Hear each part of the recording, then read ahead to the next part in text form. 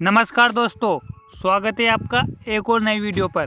दोस्तों, आज हम बात करेंगे इस वीडियो में नीट एग्ज़ाम रिजल्ट 2024, क्योंकि दोस्तों इस एग्ज़ाम को दुनिया की सबसे कठिन एग्ज़ाम माना जाता है। इस एग्ज़ाम को पास करके डॉक्टर बनते हैं और इसी एग्ज़ाम में घोटाला सामने आया है। तो दोस्तों शुरू करते हैं आज के हम इस वीडियो को। नीट यूजी 2024 67 टॉपर, वो भी एक ही सेंटर से, क्यों? फिर इस पर एनटीए ने क्या कहा है, इसके बारे में हम चर्चा करेंगे इसकी आज की वीडियो में। पहले हम बात कर लेते हैं कि नीट यूजी क्या है, एग्ज़ाम कौन लेता है। नीट यूजी यानी national eligibility cum entrance test under graduate, हर साल में मेडिकल की पढ़ाई, एमबीबीएस, बीडीएस या आयुष कोर्सेज के लिए नेशनल टेस्टिंग एजेंसी, जिसे हम शॉर्ट में एनटीए बोलते हैं, इस एग्ज़ाम को आयोजित करती हैं। भारत सरकार के अनुसार भारत और विदेश में मेडिकल से जुड़े कोर्स की पढ़ाई के लिए नीट परीक्षा क्वालिफाई करना अनिवार्य है। भारत में 542 मेडिकल कॉलेज हैं, 313 डेंटल, 914 आयुष और 47 बीवीएससी और एएस कॉलेजों में एडमिशन के लिए नीट यूजी हर साल आयोजित की जाती हैं। फिर बात करते हैं कि 2024 नीट यूजी के रिजल्ट पर क्यों उठ रहे हैं सवाल।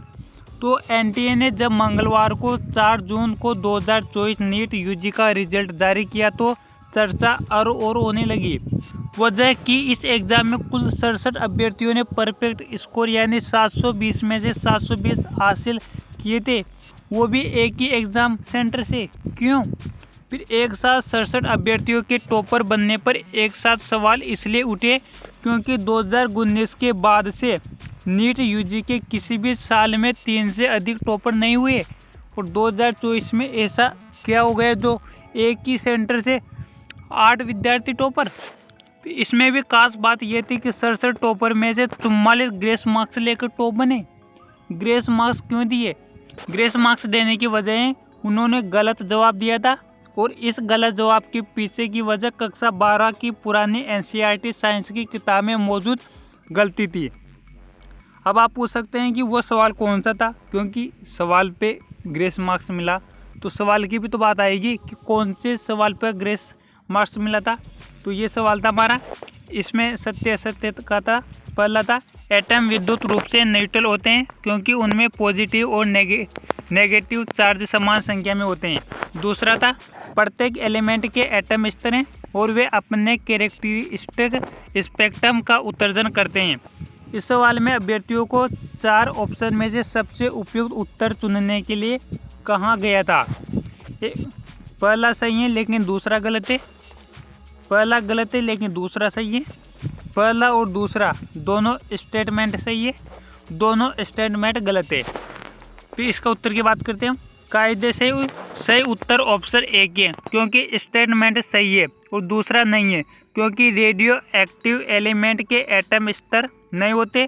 जब 29 मई को एनटीए ने अपने आंसर की जारी की और उसमें भी बताया कि ऑप्शन 1 सही है। फिर इसके बाद में बात करते हैं कि हालांकि इसके बाद 10,000 से अधिक अभ्यर्थियों ने इस आंसर की को इस आधार पर चुनौती दी कि कक्षा 12 की पुरानी एनसीईआरटी साइंस किताब में कहा गया है कि हर एलिमेंट के एटम स्तर हैं, यानी पुरानी किताब में गलत लिखा है।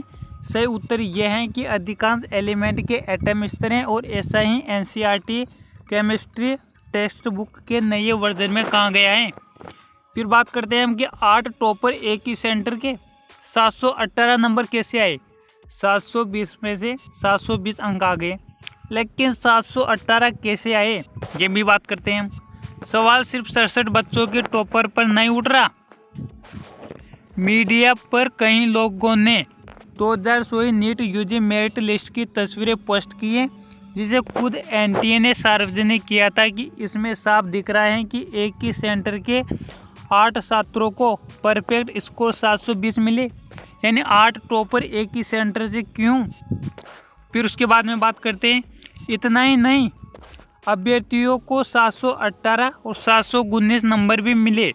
अब छात्र इस पर भी सवाल उठा रहे हैं कि एग्ज़ाम में सही जवाब पर 4 नंबर मिलते हैं, जबकि गलत जवाब की 1 नंबर काट लिया जाता है। छात्रों का कहना है कि किसी भी हालत में किसी को 718 मार्क्स नहीं आ सकते, क्योंकि ये गणित के हिसाब से संभव नहीं है। लेकिन कैसे आए फिर ये भी? फिर एनटीए ने जवाब दिया, वो भी हम चर्चा कर लेते हैं। एनटीए ने जवाब दिया कि हर तरफ से उठते सवालों के बीच एग्ज़ाम लेने वाली एजेंसी एनटीए ने ट्वीट करके जवाब दिया है कि 44 अभ्यर्थियों को मिले ग्रेस मार्क्स के पीछे की वजह वही बताई गई हैं जो हमने बताया है। इसके अलावा 718, 719 नंबर आने पर उठते सवालों पर एजेंसी ने किसी भी तरह की अनियमितता से इनकार करते हुए कहा कि परीक्षा सेंटर पर कुछ छात्रों को पूरा समय नहीं मिला, जिसकी वजह से उनको ग्रेस मार्क्स भी मिला, मतलब थोड़े लेट हो गए। फिर बात करते हैं नॉर्मलाइजेशन फार्मूला, जिसे सुप्रीम कोर्ट ने 13/6/2018 के अपने फैसले के तहत तैयार अपनाया है। नीट यूजी 2024 के उम्मीदवारों को हुई समय की बर्बादी की वजह से इसे लागू किया गया था। एनटीए के अनुसार 1563 छात्रों को समय के नुकसान के बदले ग्रेस मार्क्स दिए गए हैं। छात्रों की संख्या भी बहुत है।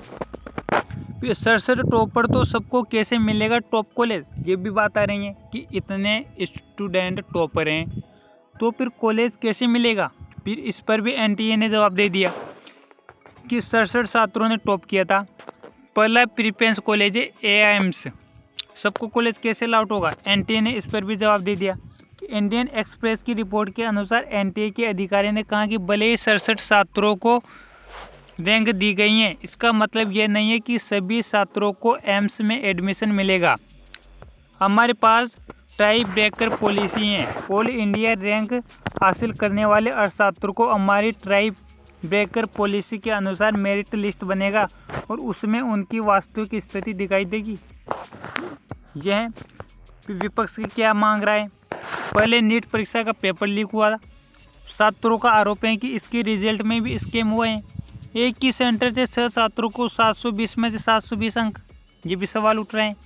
फिर कई तरह की अनियमितताओं की बात सामने आ रही है। दूसरी ओर रिजल्ट आने के बाद देश भर में कई बच्चों की आत्महत्या करने की खबरें भी आ रही हैं, क्योंकि दोस्तों दुनिया की इतनी कठिन एग्ज़ाम नीट, जिसमें छात्रों के माता पिता इतने पैसे बर्बाद करते हैं, फिर उसके बावजूद भी पेपर लीक हो जाते हैं, तो आत्महत्या ही तो करेंगे ना स्टूडेंट, क्या करेंगे फिर।